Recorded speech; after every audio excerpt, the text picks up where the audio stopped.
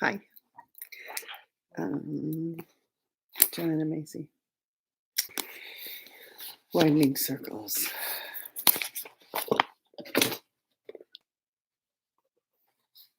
I loved it when Davy, as we called her, could be persuaded to tell us about journeying by covered wagon from New Brunswick to Minnesota through Indian Territory.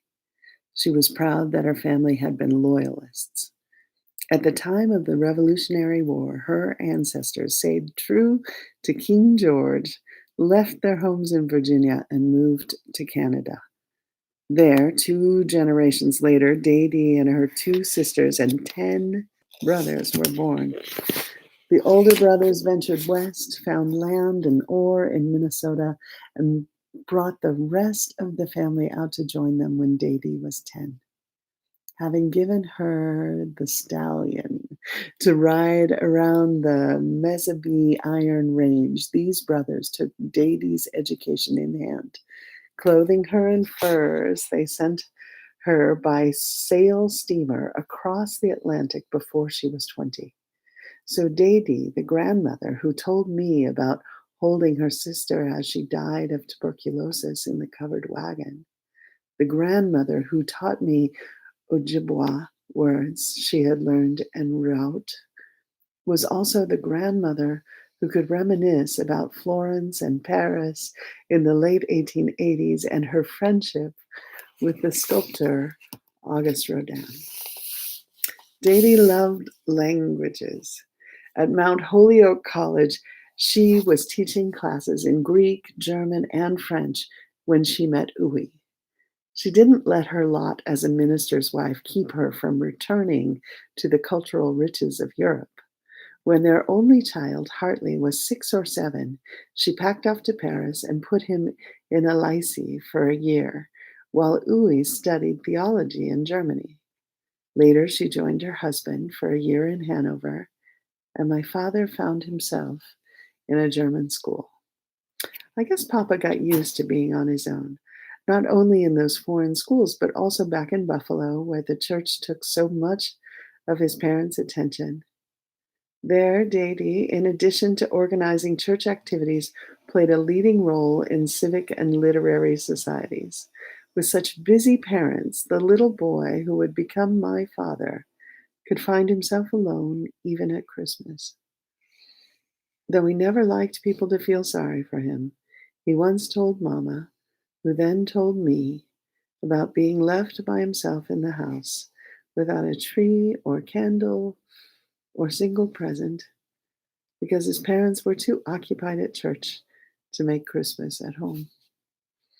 Papa was the first in his line of Rogers men to choose a life outside the church. After graduating from Yale in the early 1920s, he became a stockbroker. And I gather he did quite well for a while, but it was a line of work very hard for me to understand. It preoccupied him, though, as if little else mattered. Mama was the most beautiful and popular girl in Buffalo. I was sure of that from studying her albums filled with news clippings and photographs of her debut in society. Peggy Kinsey was tall and willowy, with huge brown eyes that were both fun-loving and trustful. That I knew was because she had grown up in such a happy, rollicking family. Her father, Daddy Al, who made a lot of money in real estate, brimmed with affection and laughter and never spoke a cross word, she said. But I didn't know him. After the stock market crash, when I was a baby, he drove to the edge of town and shot himself. No one ever talked about it, so I couldn't figure out why he thought his insurance policy would be more useful to my grandmother Nani than his life. Mama, who had the pick of anyone, chose Papa, even though he came from such a serious family. She admired the seriousness, not having been to college herself, and I always thought she loved Uwe and Dadi more than their own son did. When Papa decided to move to California and open his own investment offices in Los Angeles and Seattle, Mama followed with their first baby, my brother, Hartley. On May 2nd, 1929, I was born in the Good Samaritan Hospital in North Hollywood, and 4.5 years later, not long before Papa decided to move back east, came my brother John. It felt special to me to be born in Southern California. It was because of the light that came from the Western Sea, golden amber. It suffuses the fragmented memories of my first 5 years, a warm, hazy glow surrounding faces, flowers, leaping dogs. Wherever I meet that light again toward sunset, I stop still and feel it flood my heart. In my first months of life, Mama took me along the beach where Papa surfed after a day at the office. She had contracted mastitis, and to keep her breast from becoming impacted, she needed me to nurse for hours at a time. She told me later how good it had been for her as she sat there on the sand that I just kept sucking away, so strong and willing. Turning this over in my mind, I found it hard to picture Papa doing anything as wide open and free as surfing, even though I knew he had been an athlete. I'd seen his trophies for tumbling and high diving at Yale, and that he'd trained as a war pilot. But I could imagine always the scene as a whole, the golden orange glow of sea and sky, and the great waves rolling in out of a bright vastness as safe as my mother's arms. By 1934, the stock brokerage offices my father had opened in Los Angeles and Seattle in the boom times of the late 1920s had closed. It was time to start over, but not back in Buffalo. Wall Street itself was the place for Papa to begin again. Because his asthma was worsening, he needed to stay right in New York City, in tall buildings far from pollens and growing things. For the next 4 years, until I was 9, he lived apart from us. First, Mama, my brothers, and I spent a winter with Uwe and Dady in Buffalo, where I started school. And then we lived in Rye, an hour north of Manhattan, in a rented house which I loved and which still provides the mental floor plan for most novels I read. Papa came out rarely. That was a relief, because when he did, there were often arguments and Mama would cry. It didn't bother me or even occur to me that I never saw my parents embrace. I felt lucky to have an older brother, but we hardly ever played together. Mama said how smart Hart he was, skipping grades at school, and he always seemed to have more important things to do than notice me. Once, when his friends came over for one of their very complicated war games, he let me make brown sugar sandwiches for them. Through the kitchen window, I could see the boys ambushing each other out in the yard as I buttered each slice of bread and spread the crumbly brown sugar very evenly. One day we were all playing hide and seek together. I ran up to the third floor and crawled under the eaves, closing a little cupboard door behind me. It snapped shut, latching from the outside. The game was long over when I was finally found, weak from screaming and pounding, and still filled with the horror of finding myself trapped, perhaps forever. Hardy told me what happened to the bride who played hide and seek on the day of her marriage and hid herself in an old trunk in the attic. The groom and the wedding guests looked for her in vain. Long years later, when the trunk was finally opened, all that remained was a crumbling wedding gown, and a grinning skull. That's a true story, he said, and I thought about it more than I wanted to. I kept wondering how long the bride had stayed alive and what it was like for her, confined in that darkness, slowly losing hope of being rescued. I learned how often others meet similar fates in lurid Sunday supplements. I read about doomed coal miners trapped underground by cave-ins, about little children fallen out of sight, out of hearing, in the bottom of wells, about people nailed into coffins before they're really dead. And when they come to and open their eyes, they're in the grave. Tom Sawyer was lost a long time in the dark, dripping cavern in Injun Joe, never got out of it. Sometimes people even do it on purpose. They'll bury somebody alive just to wall them up, like they like the Count in the story by de Maupassant. He walled up his wife's lover brick by brick. I didn't mind looking after my little brother John. He was adorable and funny and agreeable to my ideas. He got a little bored, though, with the club I established, the Mr. Nobody Club. I was president, and he was vice president and general membership. The club met in interesting places, such as behind the garage or under a spreading bush. But since its main activity consisted in sitting very still and gazing at one or two objects, a leaf, say, or an empty medicine bottle, it never held John's interest for long. When we played church, with me, of course, as minister, there was more for John to do, like getting up and down to sing or pray or pass the plate. When Papa came out to Rye, it was easy to steer clear of him because he usually stayed indoors. One day I stopped in my tracks and slowly backed out of the room. When I came upon him and Mama facing each other across the dining table, locked in argument over the papers on the table. His face was glowering, hers tearful. The papers were bills. The argument was about how to pay them. Household funds were hard to come by.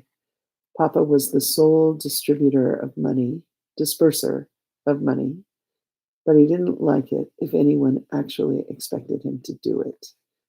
Even to be asked could anger him. So he had to be careful. Soon Papa decided that it would be cheaper if we all came to live in the city with him. Mama agreed. She probably figured it would be harder for Papa to ignore our needs if we were living right under his nose in Manhattan. She did not foresee that it would make no difference. So she packed us up and we all squeezed into a 13th floor apartment over East 86th Street and started in city schools. That meant a private boys' school for my brothers and public school for me. After a few months of that, Papa didn't like the street talk I was bringing home. Since I seemed adept at mimicking the speech of others, he decided to send me to a foreign language school, the Lycée Français in de New York. He still cherished the memory of his own boyhood year in Paris. Hardy briefed me the night before, teaching me all the French he knew. It consisted of a word and a sentence. The word was un, which was useful, he pointed out, since it meant both a and one. And all you need to do is grunt. The second was parlez-vous français? Thus prepared, I embarked on the lycée schooling that would take me through the rest of my primary and all of my secondary education. It was during that first year of living in the big city that we began taking the train each June to the farm. The route took us first to the Plymouth Congregational Church in Buffalo. Uwe had been its minister for a long time, ever since his son was a little boy. Dady helped him, and they lived in a small house 3 blocks away.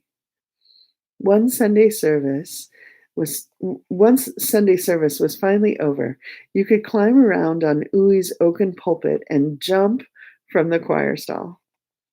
I liked feeling so at home in Ui's church and considered myself privileged to be allowed to do things like that.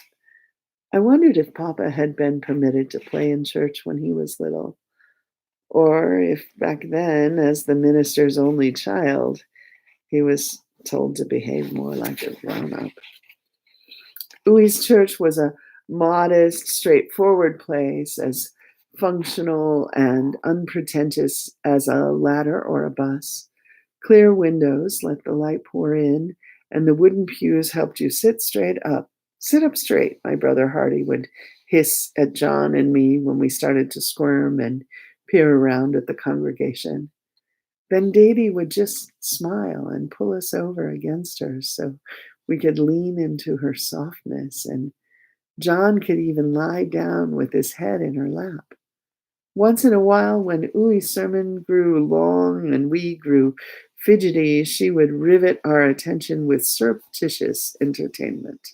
Knotting the corner of her handkerchief, she would pull the fabric down over her middle three fingers to make the head and arms of a puppet.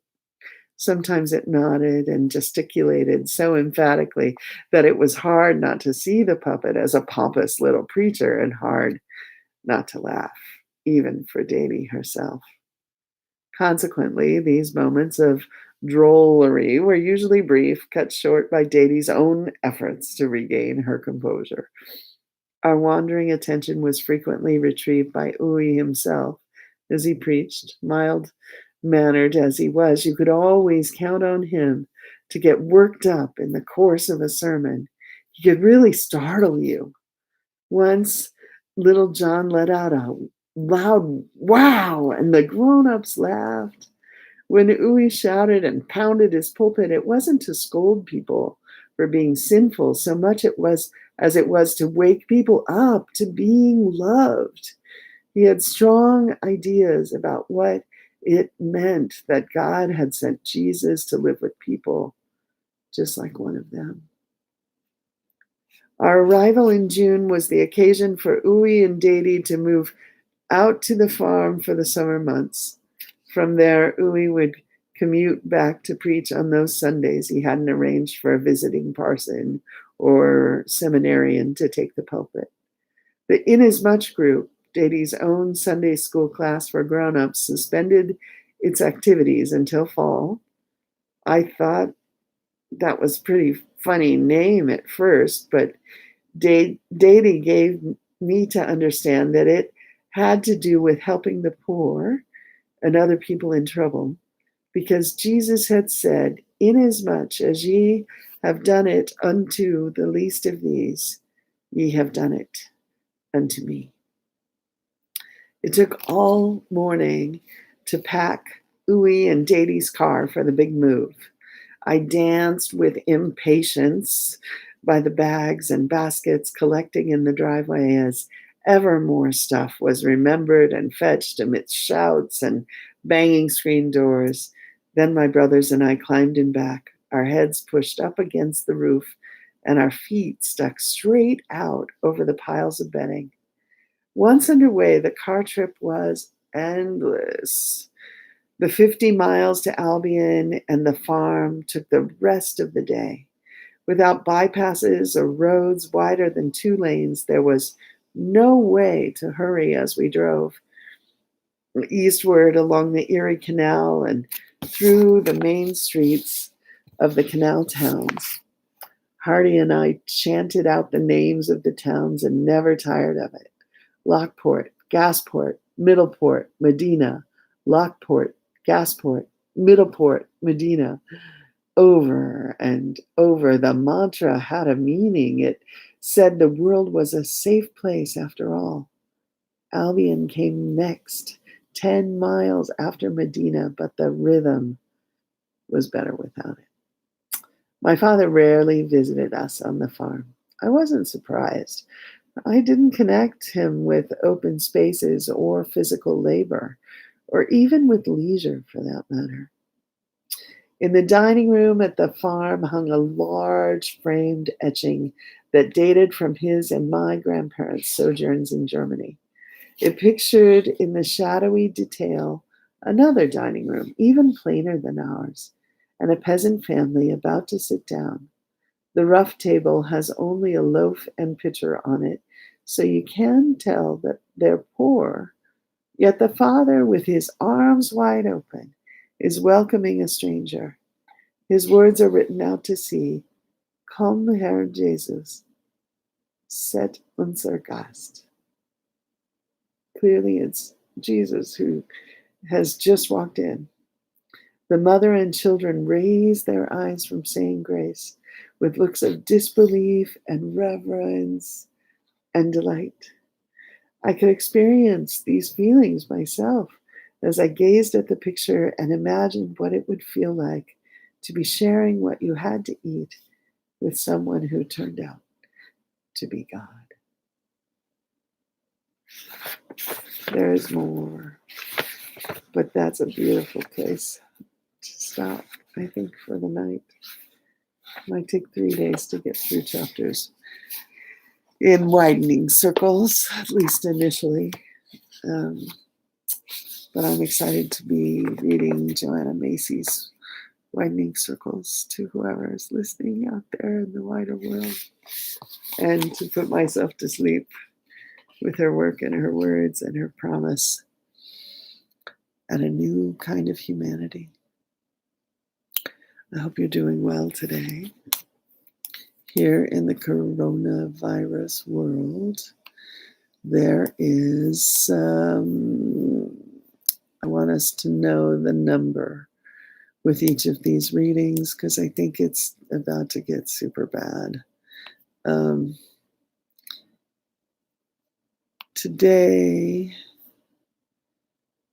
Today we have lost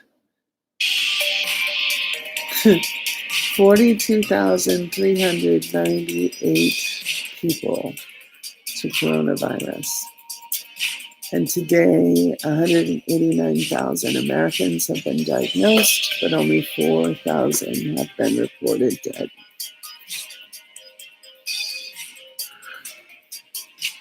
42,000 people times, I don't know, how many people do you think each dead person knew in his life? Or hers? Or theirs?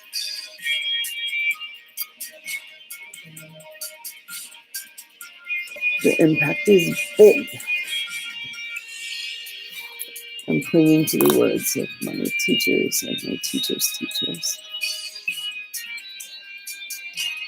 I hope you're well as you have the art to dream. Tomorrow's April Fool's Day. It would piss me off, but it would be a great joke if none of this were really true.